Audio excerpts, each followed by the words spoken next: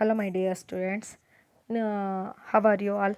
ನಿಮಗೆ ನಾನು ಹೇಳ್ತಾ ಇದ್ದೆಲ್ಲ ಬಹಮನಿ ಡೈನೆಸ್ಟಿ ಫೌಂಡರ್ ಆ್ಯಂಡ್ ನಾವು I explained about Muhammad Gawan and his important factors.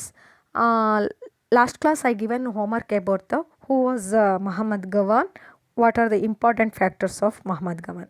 As I given this homework, the answer is Muhammad Gawan.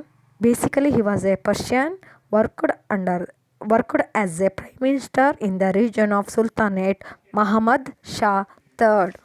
Muhammad Gawan basically was a Persian and worked as a prime minister in the region of Sultanate Muhammad Shah III. What are the important factors of Muhammad Gawan? The important factors of Muhammad Gawan are, ನೀವೊಂದು star ಹಾಕ್ಕೊಳ್ಳಿ, ಇಲ್ಲ ABCD ಹಾಕ್ಕೊಳ್ಳಿ, point by point ಮಾಡ್ಕೊಳ್ಳಿ, ಕಲೀಲಿಕ್ಕೆ easy ಆಗುತ್ತೆ.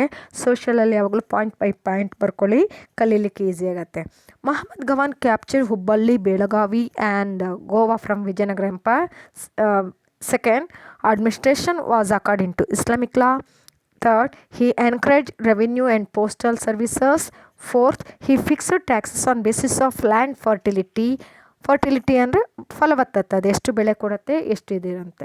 ಹಿ fixed taxes on the basis of land fertility and irrigation facility. Fifth one, tax was collected in the form of cash.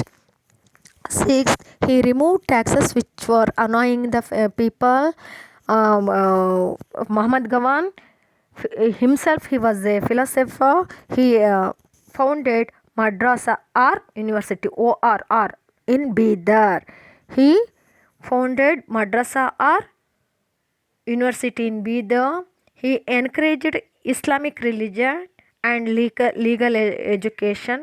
Seventh one, he given free education and hostel facility to the students. Eighth one, he opened library in Madrasa. He opened library in Madrasa.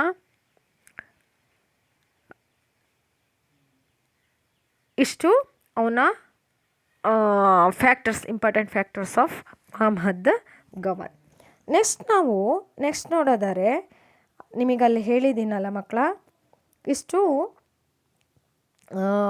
Important factors of Mohammed ಗವಾನು.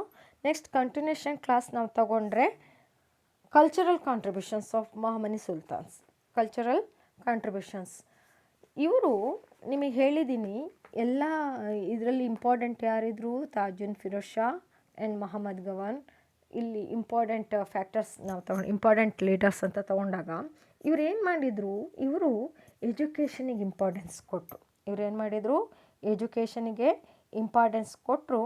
ಎಜುಕೇಷನಲ್ಲಿ ಏನು ಮಾಡಿದರು, ಬಹಮನಿ ಸುಲ್ತಾನ್ಸ್ ಯಾವ ಎಜುಕೇಷನಿಗೆ importance ಕೊಟ್ಟರು, Islamic education and Islamic religion ಅವರು encourage ಮಾಡಿದರು.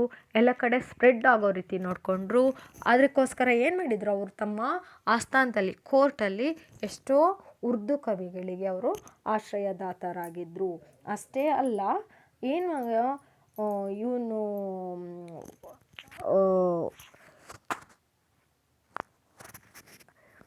Islamic ಎಜುಕೇಷನಿಗೆ ಕೊಟ್ಟರು, importance ಕೊಟ್ಟರು ಅಂತ ಹೇಳಿದ್ನಲ್ಲ, ಅದರಲ್ಲಿ ಚಾಂಟಿಂಗ್ ಆಫ್ ಕುರಾನ್ ಅಂದರೆ ಕುರಾನ್ ಪಠಣ. ಈಗನೂ ಅವರ ಮಸೀದಿಗಳಲ್ಲಿ ಕುರಾನ್ ಪಠಣ ನಡೆಯುತ್ತೆ, ಮಂತ್ರಗಳ ಉಚ್ಚಾರಣೆ ಅಥವಾ ಅದ್ರದ್ದು ಉಚ್ಚಾರಣೆ ನಡೆಯುತ್ತೆ. ಕುರಾನಲ್ಲಿ ಏನಿದೆ ಅದ್ರದ್ದು ಎಜುಕೇಷನ್ ಈಗನೂ ಕೊಡ್ತಾರೆ. ಅದೆಲ್ಲ ಕೊಟ್ಟರು. ಅವ್ರು ಏನು ಮಾಡಿದರು, ಕಲಬುರ್ಗಿ, ಬೀದರ್ ಆ್ಯಂಡ್ ಎಲಿಚಾಪುರ್, ದೌಲತಾಬಾದ್ಗಳಲ್ಲಿ ಮಡ್ರಾಸನ ಓಪನ್ ಮಾಡಿದರು. ಬಡವರಿಗೋಸ್ಕರ ಅವರು ಫ್ರೀ ಎಜುಕೇಷನ್ ಕೊಟ್ಟರು, ಹಾಸ್ಟೆಲ್ ಫೆಸಿಲಿಟಿನ ಕೊಟ್ಟರು, ಫುಡ್ ಕೊಟ್ಟರು. ಹೀಗೆ ಕುರಾನಲ್ಲಿ philosophy, principle sufism, this is important. Sufism ನಿಮಗೆ ಕಡೆಗೆ ಬರುತ್ತೆ.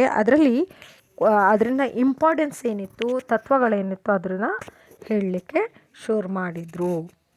ನೆಕ್ಸ್ಟ್ ನಾವು ಲಿಟರೇಚರಿಗೆ ಬರ್ತೀವಿ. ಲಿಟರೇಚರ್ ಅಂದರೆ ಸಾಹಿತ್ಯದಲ್ಲಿ ಏನಿದೆ, ಅವರು ಕವಿಗಳಿಗೆ ಆಶ್ರಯದಾತರಾಗಿ ಎಷ್ಟೋ ಜನ ಪೊಯೆಟ್ಸಿಗೆ ಶೆಲ್ಟರ್ಸ್ ಆಗಿದ್ರು. They given shelters for the poets and Firoz Shah and Mohammed Gawan second Muhammad Shah II and Muhammad Gawan themselves they are poets and writers ಆಗಿದ್ದರು. ಹಾಗಾಗಿ ಏನು ಮಾಡಿದರು, ಅಲ್ಲಿ ಅರಬಿಕ್, ಉರ್ದು ಆ್ಯಂಡ್ ಅದರ್ ಲ್ಯಾಂಗ್ವೇಜಸ್ಸಿಗೆ ಎನ್ಕರೇಜ್ ಮಾಡಿದರು.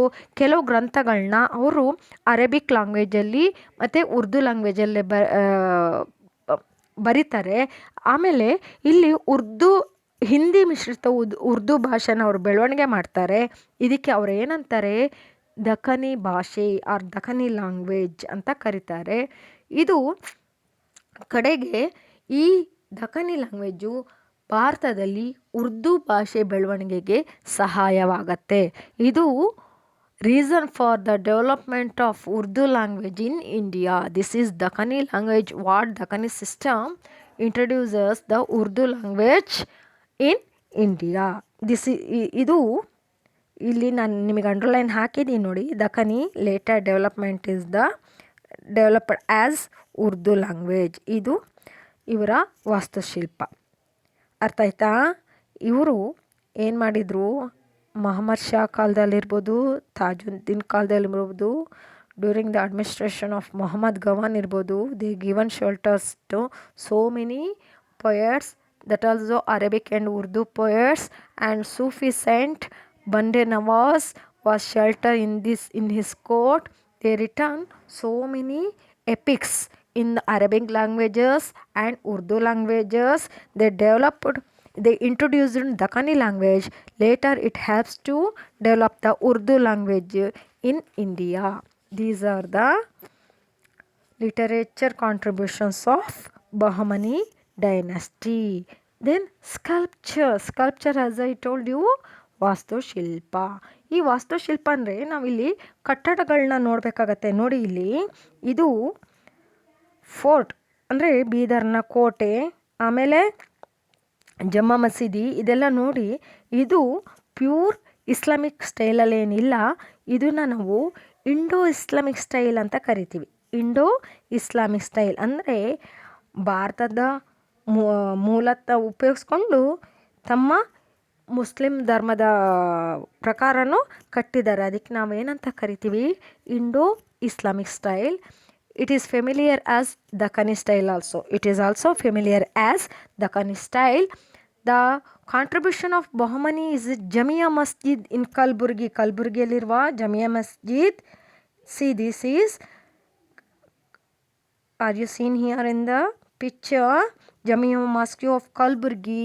They built by Bahmani, especially during the period of Muhammad Gawan.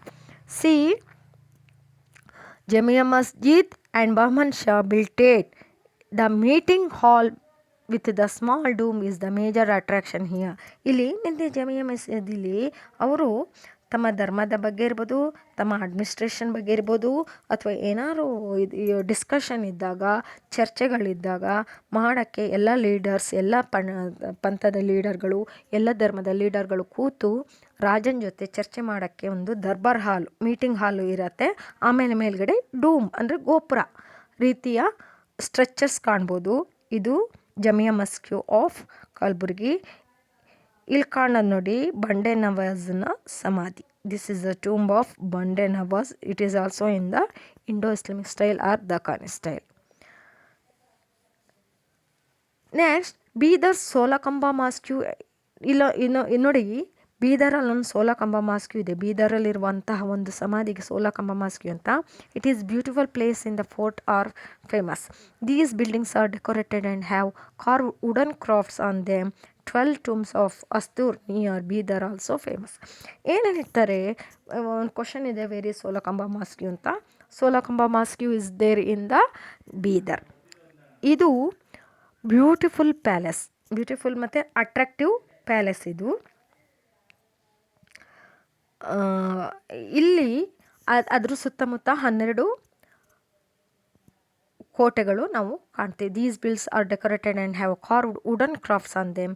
12 tombs of Astur near the Bidar also famous. ನಿಮಗೆ ಇಲ್ಲಿ ಕಾಣಿಸ್ತಾ ಇದೆಯಲ್ಲ ಮಕ್ಕಳ, ಇವು ಮೊಹಮ್ಮದ್ ಗವಾನು ಮಡ್ರಸಾ ಅಥವಾ ಯೂನಿವರ್ಸಿಟಿ ಕಟ್ಟಿಸ್ತಾ ಅಂತ.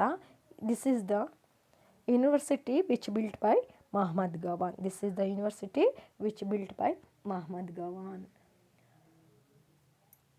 ಇದಿಷ್ಟು cultural contributions of Bahmani Kingdom.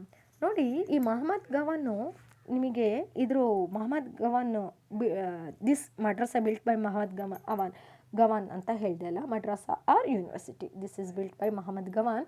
ಇದ್ರದ್ದು ಇಂಪಾರ್ಟೆನ್ಸ್ ಏನು ಅಂತ ಹೇಳ್ತೀನಿ ನೋಡಿ. This are you seeing here no picture? This madrasa built by Muhammad Gawan, it is 242 feet wide. ಎಷ್ಟು ಅಗಲ ಇದೆ? 242 feet. ಫೀಟ್ ಮೀನ್ಸ್ ಅಡಿಗಳು. 242 ಅಡಿಗಳು ಅಗಲ ಇದೆ.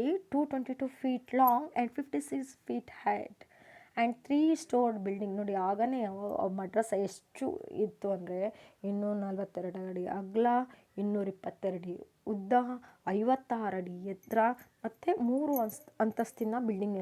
What are the importance of madrasa ಅಂದರೆ ಹೌ ಇಟ್ ವಾಸ್ ಅಂದರೆ ನೀವು ಹೇಳಬೇಕು. It was 242 wide, 222 long, 56 feet height and 3 story building.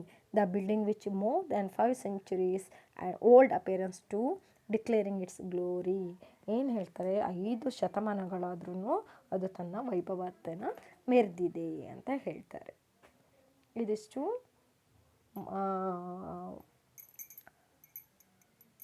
Mohammed Gawan contributions are Bahmani kings contribution. Muhammad Shah ಇರ್ಬೋದು, ಇವರೆಲ್ಲರೂ ತಮ್ಮ ರಾಜ್ಯಕ್ಕೆ ಉಡುಗೊರೆಯಾಗಿ ಕೊಟ್ಟ ಇದು. ನೀವು ಇವ್ರು ಬಹಮನಿ ಕಾಂಟ್ರಿಬ್ಯೂಷನ್ ನಾವು ಆಂಧ್ರ ಪ್ರದೇಶಗಳಲ್ಲೂ ಕೆಲವು ಕಾಣ್ತೀವಿ. ಇಲ್ಲಿ ಏನು ಕರ್ನಾಟಕದಲ್ಲಿ ಏನಿದೆ ಅದನ್ನು ಕೊಟ್ಟಿದ್ದಾರೆ. ನಾವು ಆಂಧ್ರ ಪ್ರದೇಶ ಅವ್ರದ್ದು ಆಡಳಿತ ಇತ್ತು ಅಂತ ಹೇಳಿದ್ನಲ್ಲ, ತೆಲಂಗಾಣ ರೀಜನ್ ಎಲ್ಲ, ಅಲ್ಲೂ ಇವರ ಕಾಂಟ್ರಿಬ್ಯೂಷನ್ಗಳು ಇದೆ. ಇದಿಷ್ಟು ಇವತ್ತಿಗೆ ಈ ಕ್ಲಾಸಿಗೆ ಇಷ್ಟು ಸಾಕು ಮಕ್ಕಳ. ನೆಕ್ಸ್ಟ್ ಕ್ಲಾಸಲ್ಲಿ ನಾನು ಶಾ ಡೈನೆಸ್ಟಿ ಬಗ್ಗೆ ವಿವರಣೆ ಕೊಡ್ತೀನಿ. ಬಿಫೋರ್ ದಟ್ ನೀವು ಏನು ಮಾಡಬೇಕು, ಟೆಕ್ಸ್ಟ್ ಬುಕ್ಕನ್ನು 1-2 ಸತಿ ಆದರೂ ಓದಬೇಕು. ನಾನು ಏನು ಹೇಳಿದ್ದೀನಿ, ಯಾವ ಪಾಯಿಂಟ್ಸ್ ಎಲ್ಲಿದೆ ಅಂತ ಹೇಳಿಬಿಟ್ಟು ಟೆಕ್ಸ್ಟ್ ಬುಕ್ಕನ್ನು 1-2 ಸತಿ ಓದಬೇಕು. ಓದಿದ ಮೇಲೆ ನಿಮಗೆ ಗೊತ್ತಾಗತ್ತೆ ಅಲ್ಲಿ ಏನೇನಿದೆ ಅಂತ ಹೇಳಿ ಗೊತ್ತಾಗತ್ತೆ. ಅದನ್ನೆಲ್ಲ ನೀವು ಎಲ್ಲಿದೆ, ಯಾವ್ದ್ಯಾವ್ದು ಹೇಗೆ, ಯಾವ ಪಾಯಿಂಟ್ಸ್ ಎಲ್ಲಿದೆ ಅಂತೆಲ್ಲ ನೀವು ನೋಡಬೇಕಾಗತ್ತೆ. ಅದಕ್ಕೋಸ್ಕರ ಎಂತ ಮಾಡ್ಬೇಕು, ನೀವು ಟೆಕ್ಸ್ಟ್ ಬುಕ್ಕನ್ನು ಓದಬೇಕು. ಓದಿದ ಮೇಲೆ ಹೋಮ್ವರ್ಕಿಗೆ ಆನ್ಸರ್ ಬರೀರಿ. ಆನ್ಸರ್ ಬರೆದು ನೀವು ನನ್ನ ನೆಕ್ಸ್ಟ್ ಕ್ಲಾಸಿಗೆ ಹೋಮ್ವರ್ಕ್ ರೆಡಿ ಇಟ್ಕೊಳ್ಳಿ.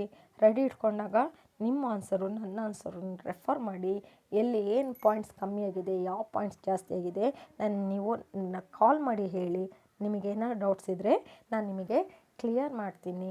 ಯಾವುದೇ ಡೌಟ್ ಇಟ್ಕೊಬೇಡಿ, ನೀವು ಎಷ್ಟೊತ್ತಿಗಾದರೂ ಕಾಲ್ ಮಾಡಿ, ನಾನು ನಿಮಗೆ ಆನ್ಸರ್ ಕೊಡ್ತೀನಿ.